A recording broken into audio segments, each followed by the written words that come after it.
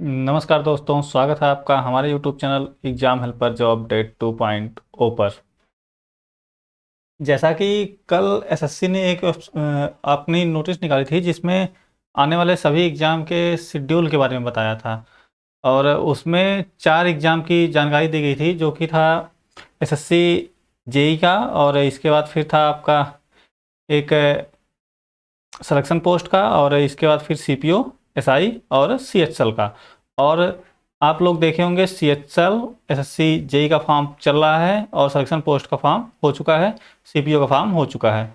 ये 3 फॉर्म हो चुके हैं। जेई का 2 फॉर्म हो चुके हैं और जेई का फॉर्म चल रहा है, और सीएचएल का फॉर्म नहीं अभी तक था, जो कि रात में ही एसएससी ने अपने ये सीएचएल के फॉर्म को भी निकाल दिया कि सीएचएल का एग्ज़ाम आपका लगे हाथ हो जाएगा, और इसका फॉर्म भी तुरंत का तुरंत शुरू हो गया है भरना।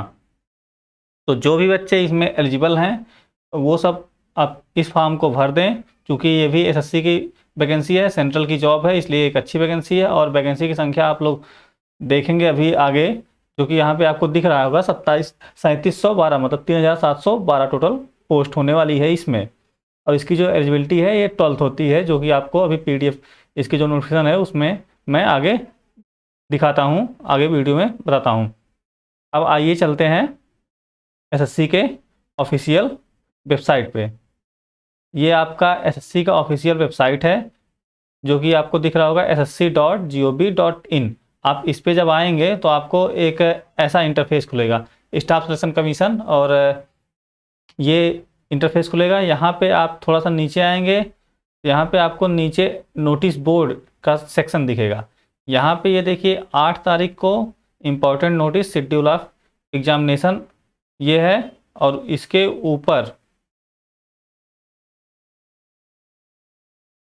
आप नोटिस कंबाइंड हायर सेकेंडरी 10+2 ये आपको नोटिस दिख जाएगी। जब आप इस पे यहाँ पे क्लिक करेंगे तो ये एसएससी सीएचएल का नोटिफिकेशन खुलेगा। आइए देखते हैं क्या क्या इसमें है। ये आपका नोटिस खुल के आया है, जो कि सीएचएल का नोटिस है। ये देखिए यहाँ पे आपको दिख रहा होगा to be uploaded on website the commission 8/4/2024।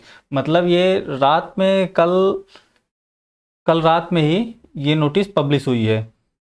और जो देखिए ये कल रात में पब्लिश हुई है, और इसका जो ऑनलाइन एप्लीकेशन का विंडो है ये कल ही खोल दिया गया। मतलब कल से फॉर्म भरना शुरू हो जाएगा, और ये आपका 7 तारीख 5वां महीना 2024 इसका लास्ट डेट है। मतलब 7 मई को इसकी लास्ट डेट होने वाली है। तो जो लोग भी इस फॉर्म को भरने के लिए एलिजिबल हैं, जो भी लोग एसएससी की तैयारी कर रहे हैं, वो सभी लोग 2-4-10 दिन, मतलब ये 7 तारीख से पहले पहले इस फॉर्म को भर दें, और लास्ट डेट का वेट ना करें, क्योंकि एसएससी की वेबसाइट इतनी बच्चों की संख्या इतनी ज़्यादा है तो लास्ट में थोड़ी सी दिक्कत भरने में आ सकती है। इसलिए आप लोग लास्ट डेट का वेट ना करें, पहले इस फॉर्म को भर दें।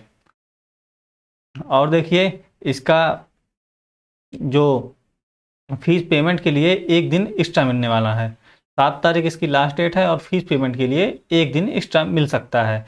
तो ये सब चीज़ें वेट नहीं करने का, पहले ही ये सब कर लीजिएगा। आप लोग फॉर्म जिसको भी भरना होगा वो भर लेंगे।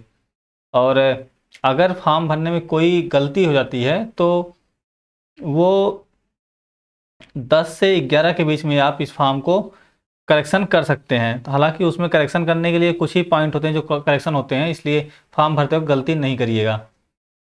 और ये जो करेक्शन आप करेंगे तो उसमें एसएससी आपसे चार्ज मांगेगा, तो एसएससी को क्यों ही अमीर करना है, इससे अच्छा आप खुद ही फॉर्म सही से पहली बार में ही भर लीजिएगा। और देखिए इसका शेड्यूल टीयर 1 का जो एग्ज़ाम है ये जून से जुलाई के बीच में लिखा है, चूँकि इसका कल नोटिस आ गई थी जिसमें आपका 1 से लेके 11-12 जुलाई, मतलब जून में तो सारे एग्ज़ाम जेई के और सिलेक्शन पोस्ट के लगे हुए हैं, तो ये जुलाई में ही 1 जुलाई से उसमें कल वाले नोटिस में आपको वीडियो में देखे होंगे, तो उसमें आप लोग 1 से लेके 12 जुलाई तक इसके एग्ज़ाम उस नोटिस में है। तो वो तय डेट मानिएगा उसको, उसमें कुछ भी इफ बट नहीं है कि हाँ आगे पीछे हो सकता है, वो एक तरीके से फाइनल डेट है। और टीयर 2 का जो एग्ज़ाम डेट है वो अभी घोषित नहीं है। तो चूँकि होता क्या है कि इसमें जो जो भी बच्चे टीयर 1 का एग्ज़ाम देते हैं उसके बाद क्वालिफाई होते हैं, इसके बाद टीयर 2 का वो एग्ज़ाम कराया जाता है, उन्हीं बच्चों को टीयर 2 में बैठाया जाता है। तो अभी पहले एग्ज़ाम हो जाएगा, उस हिसाब से क्योंकि फॉर्म वगैरह आ जाएंगे तो इन लोगों को जो लगेगा समय उसी हिसाब से ये टीयर 2 का एग्ज़ाम डेट देंगे।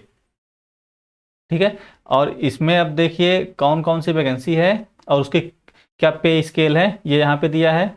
ये लोअर डिवीज़न क्लर्क इसमें वैकेंसी आई है, और जूनियर सेक्रेटरीट असिस्टेंट जेएसए की वैकेंसी आई है जो कि लेवल 2 की वैकेंसी है। और एक वैकेंसी है डाटा एंट्री ऑपरेटर डीईओ, इसकी लेवल 4 की वैकेंसी है और लेवल 5 की वैकेंसी है ये। और डाटा एंट्री ऑपरेटर ग्रेड ए एक एक और ये वैकेंसी है, ये लेवल 4 की वैकेंसी है, लेवल 4 की वैकेंसी। अब देखिए इसमें वैकेंसी की संख्या ये रही आपकी टेंटेटिव वैकेंसी, मतलब लगभग ये 3712 3712 टोटल वैकेंसी होने वाली है। थोड़ा बहुत कम ज़्यादा ये होता रहता है, ये एसएससी के सारे एग्जाम में ऐसा होता है कि कुछ वैकेंसी कम ज़्यादा हो सकती हैं। तो ये टेंटेटिव वैकेंसी आपकी होने वाली है।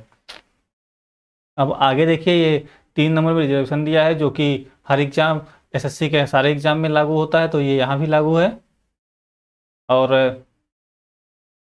आगे जो है देखिए ये जो इसकी नेशनलिटी वगैरह है ये तो नॉर्मल सी बात है। अब देखिए एज लिमिट जो कि इम्पॉर्टेंट पॉइंट है, ये देख लेते हैं। जो देखिए इसका एज लिमिट जो है आपकी एज जो है 1/8/2024, मतलब 1 अगस्त से आपकी ये एज देखी जाएगी। 1 अगस्त 2024 से आपकी ये एग्ज़ाम में ये एज देखी जाएगी, और आपकी जो एज है वो 18 से 27 के बीच में होनी चाहिए। तो ये 18 से 27 तो आप लोग देख लीजिए जोड़, और जो बच्चे नहीं जोड़ पा रहे हैं उनके लिए देखिए यहाँ पे दे दिया गया है कि 2/8/97 से 1/8/2006 के बीच के बच्चे इस फॉर्म को भर सकते हैं। मतलब जिसकी डीओबी डेट ऑफ बर्थ 2/8/97 की बात की है और 1/8/2006 के पहले की है, वो सब बच्चे इस फॉर्म को भरने के लिए एलिजिबल हैं। और आगे देखिए ये दिया है कैटेगरी, SC ST के लिए 5 साल की छूट दी गई है एज रिलेक्शन में, मतलब 27/5/32 साल तक के बच्चे SC ST के भर सकते हैं, और OBC के 27/3/30 साल के बच्चे OBC वाले भर सकते हैं। और ये विकलांग के लिए है, ये सब सभी फॉर्म में होता है, ये SC ST OBC SSC के सारे फॉर्म में इनको रिलैक्सेशन एज में दी जाती है। अब आगे आइए, आगे देखते हैं क्या इंपॉर्टेंट पॉइंट है। ये एक्सप्लेनेशन वगैरह तो ये सब आप लोग पढ़ लीजिएगा। और हाँ, एक चीज़ और देखिए, ये जो आप फॉर्म भरेंगे तो वहाँ पे फॉर्म भरते वक्त कैटेगरी में जब आप चूज करेंगे तो वहाँ पे आपको सर्टिफिकेट का नंबर वगैरह देना पड़ेगा। ठीक है, ये सब चीज़ें यहाँ पे लिखी गई हैं, तो आप लोग एक बार इसको देख लीजिएगा। और आगे देख लेते हैं क्या इंपॉर्टेंट पॉइंट है। इसेंशियल एजुकेशन क्वालिफिकेशन, ये रही आपकी क्वालिफिकेशन। देखिए data entry operator grade A के लिए ये 12th पास मांगा है, science stream with mathematics as a subject from recognised board of equivalent. मतलब डाटा एंट्री ऑपरेटर के बच्चों के लिए, डाटा एंट्री के बच्चों के जो डाटा एंट्री का जॉब है जो कि लेवल 4 की वैकेंसी है, इसमें देखिए केवल साइंस स्ट्रीम वाले बच्चे एलिजिबल हैं। और ये जो LDC और JSA की जॉब है इसमें 12th पास होने चाहिए, चाहे कॉमर्स से हो, आर्ट से हो, बायोलॉजी से हो, इससे नहीं मतलब। लेकिन जो डाटा एंट्री ऑपरेटर की जॉब है ये केवल मैथ के बच्चों के लिए होने वाली है। ये आपकी एलिजिबिलिटी क्राइटेरिया हो गई। अब आगे आते हैं, आगे देखते हैं क्या क्या है। हाउ टू अप्लाई, ये रही आपकी अप्लाई कैसे करना है, ये इसमें दिया है। अप्लाई देखिए एसएससी की ऑफिशियल वेबसाइट है ssc.gov.in, इस पर आप जाएंगे तो इस पर OTR जो भी बच्चे किए हैं, अगर OTR नहीं किए तो OTR वहाँ से जनरेट करेंगे, पहले OTR बनाएंगे, इसके बाद फिर वहाँ आपको सेक्शन दिखेगा, वहाँ से आप इस फॉर्म को भरेंगे। और और फ़ोटो वगैरह जो इसमें ऐसा हो गया है कि एसएससी के अब जितने फॉर्म आ रहे हैं, जब से नई वेबसाइट आई है उसमें आपको लाइव फ़ोटो देनी पड़ रही है। तो लाइव फ़ोटो देते वक्त आप लोग जो भी बच्चे होंगे वो अपने पीछे का बैकग्राउंड थोड़ा सा ध्यान देंगे कि प्लेन बैकग्राउंड हो और थोड़ा सा अच्छी रोशनी में इसका फ़ोटो लेंगे ताकि बाद में आपको दिक्कत ना हो। और आगे जो इमेज वगैरह अपलोड करनी है, सिग्नेचर वगैरह, वो सब यहाँ पे दिया है कि कैसे कैसे कितना कितना साइज में। वहाँ पे हालांकि जब आप खोलेंगे एसएससी की फॉर्म भरते वक्त वहाँ भी ये नोटिस आपको दिख जाएगी कि हाँ इतना इतना ये भरना है। अब देखिए आगे एप्लीकेशन फ़ीस के बारे में दिया है। जो एप्लीकेशन फ़ीस जनरल के बच्चों के लिए है, जनरल और ओबीसी के बच्चों के लिए, ये आपकी RS 100 रुपये, मतलब 100 रुपये इसकी नॉमिनल सी फीस है। और उसके बाद अगर वुमेंस है, मतलब महिलाएं हैं किसी भी कैटेगरी के हों, और या SC ST के बच्चे हों, और या कोई डिसेबिलिटी वाले बच्चे हों, या एक्स सर्विसमैन हों, इन सबको लिए सारी की सारी फीस माफ़ है। मतलब ये 100 रुपये भी इन लोगों को नहीं लगेगा। तो जो भी बच्चे SC ST के हों या जो महिलाएं जो लड़कियां हैं, ये सबको लिए कोई फीस नहीं लगने वाली है।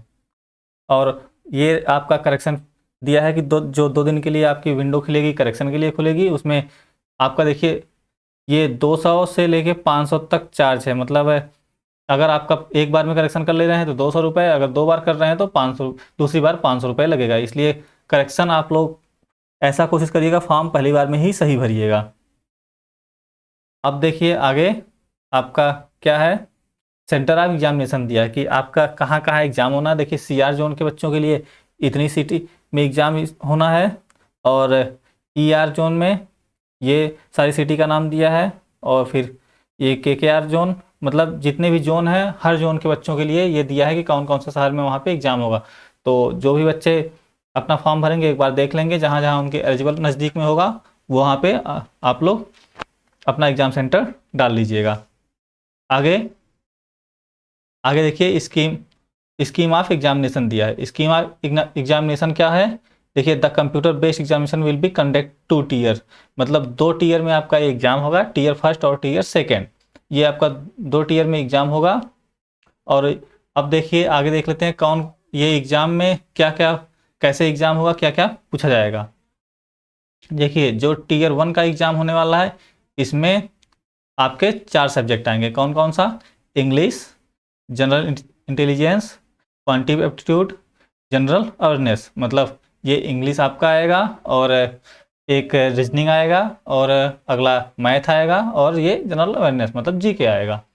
और ये चारों 25-25 क्वेश्चन होंगे, 25-25 क्वेश्चन चारों होंगे, और एक क्वेश्चन 2 नंबर का, मतलब 50-50 नंबर के ईच सब्जेक्ट, सभी सब्जेक्ट 50-50 नंबर के आएंगे।